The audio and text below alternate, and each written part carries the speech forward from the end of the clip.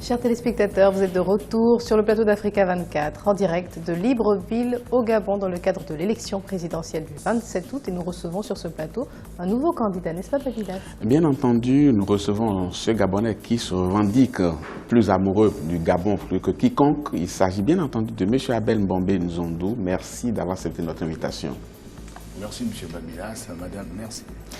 Dites-nous, M. Mbombe Nzondou, à quelques jours de la clôture de la campagne électorale et quelques jours du jour J, du jour du vote, dans quel état d'esprit vous trouvez-vous?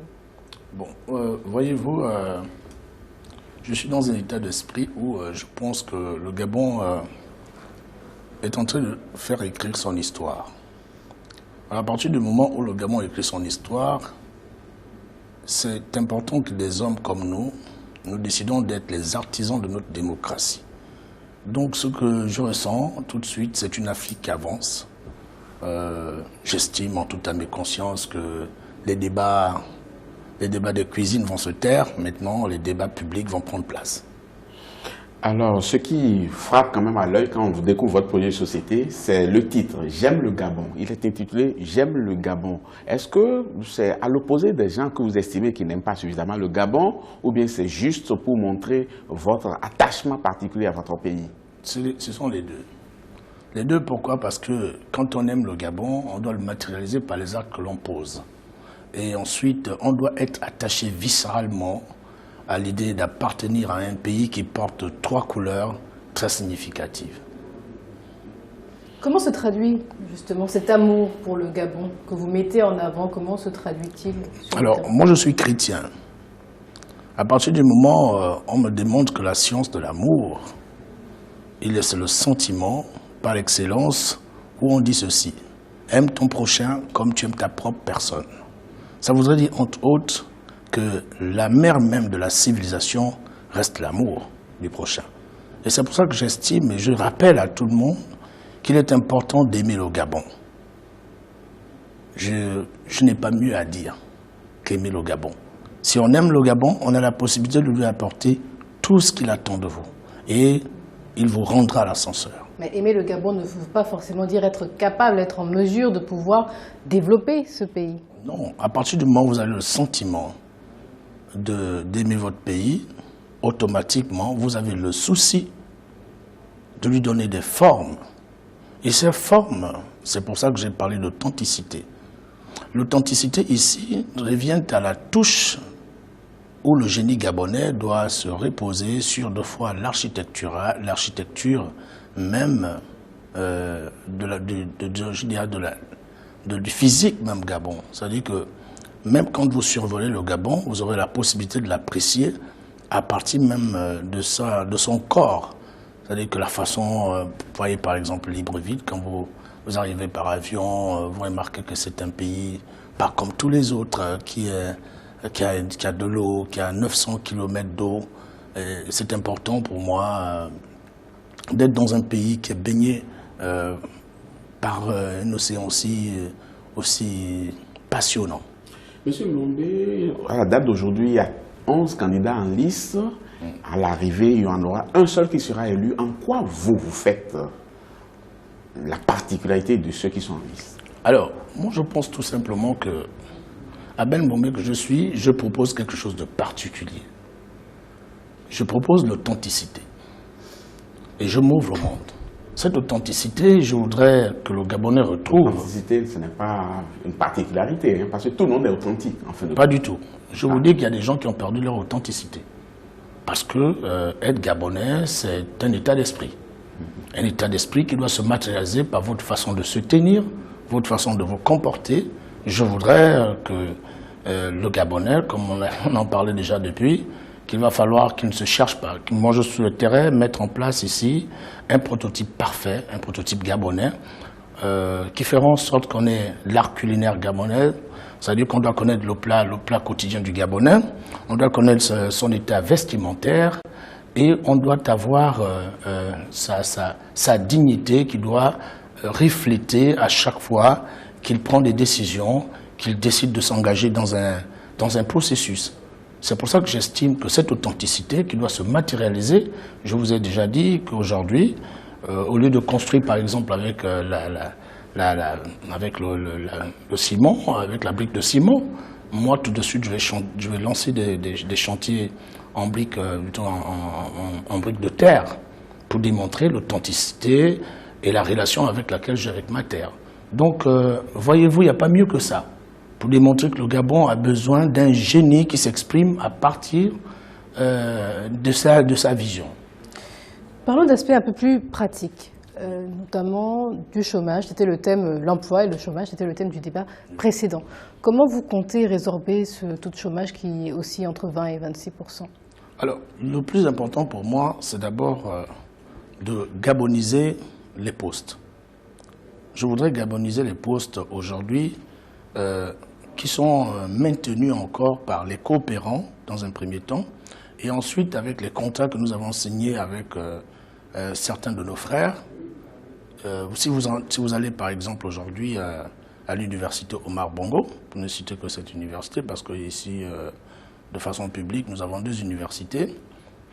Si vous allez à l'université Omar Bongo, il y a encore des postes qui sont encore maintenus ici par des compatriotes qui viennent de l'extérieur. À partir de ce moment, c'est des contrats qui sont 2 fois caducs, c'est des très vieux contrats. Qui viennent d'où? Qui viennent d'où? Comment? Ils sont là, il y a des gens qui arrivent, qui estiment qu'il y a des moments où on ne remplit pas certains critères pour pouvoir être professeur, par exemple, de mathématiques, parce que une fois que je serai président, je donnerai la possibilité aux jeunes Gabonais, aux étudiants gabonais de s'intéresser aux formations scientifiques. Ça veut dire que parce qu'au Gabon, nous avons un problème, c'est que les Gabonais sont plus dans les séries littéraires. Mais les séries scientifiques, on n'enregistre pas assez. Monsieur Mbombe, oui. Mais avant d'en arriver là, il va falloir régler le problème de ces milliers de diplômés sans emploi qui traînent aujourd'hui. Oui. Est-ce que vous avez une solution pour eux? J'ai une solution. Laquelle? De manière pratique? De manière pratique, oui. Allez-y, prenons l'exemple d'une boulangerie. Vous avez dit que dans une boulangerie, vous avez le propriétaire de la boulangerie. Et ensuite, vous avez le personnel. Ce personnel, 2 fois, il y a des jeunes Gabonais qui ont fait 2 ans, 3 ans, 4 ans, jusqu'à 10 ans, et qui sont 2 fois les tenanciers même de cette entreprise. Alors, nous allons faire des enquêtes pour voir, dans ces différentes boulangeries, des jeunes qui se seront illustrés dans la technicité, dans la gestion. Le gouvernement pourra, après des enquêtes, se donner la possibilité de lui d'acheter des équipements techniques. Oui. Non, ça veut dire que pour moi, je voudrais déjà que dans un premier temps, on achète des parts. Parce qu'il faudra convoquer le propriétaire, parce que la plupart des propriétaires de boulangeries dans mon pays, ce sont tous des expatriés. Alors, nos frères qui viennent ici, et puis qui organisent, parce qu'ils ont l'expertise, ils ont l'expérience, et là-dedans, 2 fois, ils ont une main-d'œuvre gabonaise. Et nous pensons tout simplement que là, il y a des jeunes qui s'organisent dans ce genre d'entreprise. On pourra faire des enquêtes et puis, au fur et à mesure, on pourra acheter des actions et on lui donnera la possibilité même d'être propriétaire après. Mais ça, c'est pour ce qui concerne des gens qui ont une petite expérience dans quelque chose. Mais ils sont plus nombreux à n'avoir aucune expérience. Non, il faut commencer par là. J'ai commencé en disant, pour les jeunes qui sortent, par exemple, de l'école normale supérieure du Gabon, les jeunes qui sortent de l'ENA, qui sont prêts aujourd'hui à travailler, mais qui n'ont pas d'expérience. Parce que la plupart du temps, quand on veut employer quelqu'un, on lui demande une expérience de 5 ans, alors que vous ne pouvez pas avoir une expérience si vous n'avez pas été employé déjà. Mais pour revenir à votre exemple, vous parlez d'acheter des actions. Donc, acheter des actions dans les boulangeries que vous évoquiez? Dans tous les secteurs d'activité, ça veut dire que même pour ceux qui travaillent dans l'énergie. Et les propriétaires qui ne souhaitent pas, qui ne le souhaitent pas? Mais non, ce n'est pas possible. Ça veut dire qu'on va. Vous n'allez pas leur forcer la main. Les gens qui viennent investir au Gabon, vous allez leur demander. Vous ne pouvez pas venir dans mon pays. Vous ne pouvez pas venir dans mon pays si vous ne pouvez pas ouvrir. Si vous ne pouvez pas vous ouvrir, puisque nous on s'est ouvert, vous n'aurez pas de choix que de vous ouvrir. Mais l'ouverture consiste à employer des Gabonais. Mais non, l'ouverture consiste à faire en sorte que des Gabonais aussi se donnent la possibilité d'intégrer ces entreprises avec un peu plus de considération, parce que, imaginez-vous, vous venez avec une boîte au Gabon, à la rigueur, parce que je sais que de fois on donne la possibilité de vendre les entreprises au Gabon. Vous savez aujourd'hui que l'UGB, l'ancien Crédit Lyonnais, est aujourd'hui dans les mains des Marocains. Hein? Ça veut dire que si nous avons la possibilité de vendre, c'est que nous pouvons aussi avoir la possibilité d'acheter. Monsieur Mombé, il faut parler de la diversification de l'économie aujourd'hui. Quels sont les secteurs vers lesquels il faut se porter désormais? Alors, très rapidement, vous avez 40 secondes pour cette question. Ben, allons-y savoir. Il est important qu'aujourd'hui, il faut partir de la rente aux petites activités, aller dans les petits métiers. Alors, dans les petits métiers, je vous ai cité certains, je vous ai fait une esquisse sur la boulangerie, parce que nous, on consomme beaucoup de pain au Gabon. D'ailleurs, je vais faire en sorte que ça puisse diminuer cette consommation de pain, parce que le pain partira finalement, au lieu de 125, je veux le remonter plus cher pour qu'il soit plus cher, pour qu'il reste un produit de luxe, au lieu qu'il devienne un produit local. Ça vous dérange que les Gabonais consomment du pain? Ben oui. Vous êtes conscient que vous allez faire fermer des entreprises créées au Gabon qui emploient des Gabonais parce que vous souhaitez qu'on diversifie l'alimentation des Gabonais? Non, ça voudrait simplement dire parce qu'aujourd'hui, au Gabon, on a renversé la pyramide. Ça veut dire que la boule de manioc qui coûte 300 francs et la baguette de pain coûte 125 francs. Mais comment imaginer qu'un produit local va coûter plus cher qu'un produit importé? Simplement parce que les produits qui viennent d'ailleurs sont subventionnés par l'État. À concurrence... Mais quand vous ne produisez rien? Non, ce n'est pas une question de production. Mais bien entendu. On n'a pas de problème de production. Ça veut dire qu'on a de... Non. Pourquoi vous importez non, je vous dis, c'est la politique mise en place qui fait en sorte qu'aujourd'hui qu'on importe plus. À partir du moment où je vous dis ceci, si la boule de manioc, l'État gabonais arrivait à subventionner le manioc à concurrence, par exemple, de 250 francs, la boule de manioc peut être vendue à 50 francs. Elle peut être vendue à 50 francs. C'est ce qui, je vous dis aujourd'hui, la baguette de pain, elle est vendue à 125. Logiquement, elle devait coûter entre les 700 et 800, une baguette de pain au Gabon. On va changer de sujet. Parlons de réformes politiques que vous allez organiser si vous étiez élu. Alors, quels sont les points sur lesquels vous allez insister? Alors, premièrement, je me donnerai déjà la possibilité de faire en sorte que, d'abord, il y a le gouvernement que je vais réduire à 18 ministres. Ça, c'est un. Pourquoi 18, précisément? Mais simplement parce que je vais faire en sorte que les ministères, au lieu qu'ils soient... Non, je demande pourquoi 18, pourquoi pas 17 ou pourquoi pas 19? Bon, écoutez, si vous voulez qu'on révisite, alors que vous me donnez de temps en temps des secondes... Non, pas du tout, juste... Si vous me donnez des je suis obligé d'aller un peu plus vite, parce que sinon, si je m'attarde sur certains points, on ne pourra pas s'en sortir. Maintenant, ce que moi je peux vous dire aujourd'hui, ce que je ferai, j'aurai 18 ministres, je vous expliquerai ça sûrement, et vous aurez la possibilité d'avoir des explications dans mon projet de société, un peu plus détaillé. Mais premièrement, ça c'est premièrement ce que je ferai. Deuxièmement, je ferai en sorte que l'Assemblée nationale, on refasse un nouveau découpage, parce que 120 députés, parce que je vous dis qu'il y a des circonscriptions au Gabon de pratiquement 4 à 5 villages qui deviennent un siège, alors qu'en face, vous avez un siège comme celui de la commune de Lambaréné, qui est vaste, qui est très grand. Alors, il est difficile d'avoir 2 poids 2 mesures à un siège. On va revoir le découpage électoral. Le découpage, oui, le découpage électoral tout de suite. Et là, on va le ramener au lieu de l'avoir un peu plus fort. Et ça, ensuite, c'est la première réforme. Première réforme. Je ferai en sorte que le Conseil économique et social, le nombre de conseillers soit réduit. Ça, c'est 1. 2, 3, j'aurai là la possibilité d'éliminer le Sénat. Vous allez le supprimer carrément. Je vais complètement le supprimer et en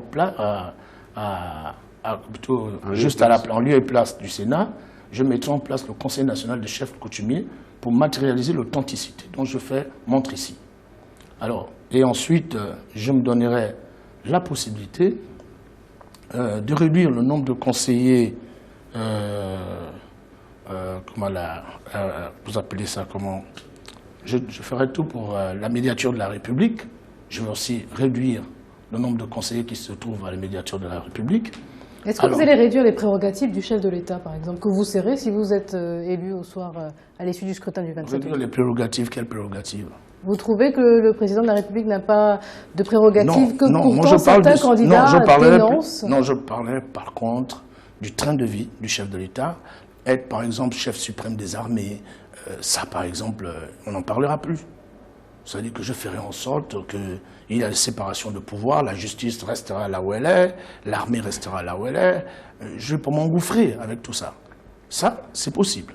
Monsieur Bombé, un autre point qui intéresse beaucoup les Gabonais, c'est les crimes rituels. Les années passent, le phénomène a toujours cours ici. Il va falloir qu'on trouve la solution. Est-ce que vous avez quand même réfléchi à la question et comment est-ce que vous pouvez procéder? Vous savez, les crimes rituels, c'est d'abord un terme très générique que je ne comprends pas toujours bien. Un crime rituel, à la rigueur, le rituel, c'est une attente, en ce qui me concerne. C'est-à-dire qu'on décide, on prend une décision d'éliminer en fait d'un commun accord. Le rituel. Le rituel, c'est ça, c'est d'un commun accord. C'est-à-dire que c'est qui se retrouve d'un commun accord pour poser une action, par exemple, celle d'éliminer la vie d'un citoyen. Moi, je pense en toute âme et conscience que le crime rituel, ici, joue d'une impunité. Parce qu'il y a des enquêtes qui se sont avérées apporter des preuves sur des individus bien précis. Et ces individus, une fois écroués, les mois qui suivent, on le voit dehors, en train de gambader. Alors moi, pour le crime rituel, une fois l'enquête aura abouti et démontrera que ce monsieur a éliminé un individu, un citoyen, je ne pourrais pas prendre deux chemins parce que je prendrai des décisions qui sont fermes. Lui aussi, on pourra éliminer sa vie. Mais comment éliminer? On ne le fera peut-être pas brutalement. Mais au fur et à mesure. C'est-à-dire? Ça veut dire qu'il restera, il sera prisonnier à vie, simplement. Il passera sa vie en prison. Mais on pourra encore avoir besoin de lui pour produire. Par exemple, les prisons de demain, lui, les travaux d'intérêt général. Voilà, par exemple. Il faudra qu'il produise de la tomate, de la culture maraîchère, par exemple. Parce qu'il sera dans un bel enclos où on lui donnera la possibilité de se moraliser avant de mourir. S'il peut même se repentir, il va se repentir, mais il sera toujours là-bas à l'intérieur. Voilà. Pour parler d'un autre sujet, mais qui est toujours lié bien sûr aux citoyens, en matière d'accès aux soins sociaux, aux soins de santé, est-ce que par exemple l'initiative, en tout cas tout ce qui est lié à la CNAMGS, vous comptez perdurer cela? Est-ce que vous comptez mettre en place de nouveaux mécanismes pour permettre aux Gabonais d'avoir accès aux soins de santé? Bon, déjà, il y a quelque chose qui me gêne dans la CNAMGS. Parce qu'il y a trop de cartes. Ça, c'est la dernière seconde de l'émission qu'on est en train de passer comme ça. Hein, donc, Non, je vous dis déjà, ce qui m'embête avec la CNAMGS, c'est qu'il y a trop de cartes. Une carte d'identité, une carte CNAMGS. Je pense tout simplement que s'il y a une carte CNAMGS, ça veut dire qu'on doit s'occuper de tous les Gabonais. Parce que même quand vous avez un grand salaire, mais le jour que vous ne l'avez plus, quand vous rentrez en chômage, vous avez besoin d'être encore assuré par la CNAMGS. Donc c'est important tout simplement à côté de la carte d'identité, on pourra mettre le logo de la CNAMGS, au lieu d'avoir plusieurs cartes. Parce que tout de suite, quand on est Gabonais, on doit jouir de la CNAMGS, quel que soit son statut. Parce que vous n'avez pas le même statut jusqu'à la fin de votre vie. Donc ça, c'est votre principale préoccupation liée aux soins sociaux au Gabon? Non, pas du tout, pas du tout. Je dis aujourd'hui, il y a plus de bâtiments, au Gabon que des soins. Moi, la première chose que je ferais, c'est déjà de recycler certaines personnes. C'est-à-dire que le personnel de la santé, il faudra recycler le personnel de la santé. Parce qu'il y a quand même beaucoup à faire à ce sujet. Maintenant, il faudra achalander. Les pharmacies des hôpitaux généraux. Parce que si vous allez aujourd'hui à l'hôpital général, il n'y a aucun médicament à la pharmacie des hôpitaux nationaux. Alors, c'est pour ça que j'estime en toute âme et conscience que la santé qui est au centre de l'homme devrait être automatiquement un point sensible, mais vraiment un point sensible, parce qu'il n'y a pas de vie sans santé. Merci à monsieur vous. On va Boubambé. vous demander à présent de regarder cette caméra et de vous adresser aux téléspectateurs pour leur adresser, d'adresser un message aux téléspectateurs qui nous regardent. Alors, je suis Abel Bombé Nzondo. Je suis candidat à cette élection présidentielle pour, dans un premier temps, faire en sorte qu'il y ait un renouvellement de la classe politique gabonaise. Parce que notre classe politique, elle est vieille comme le monde.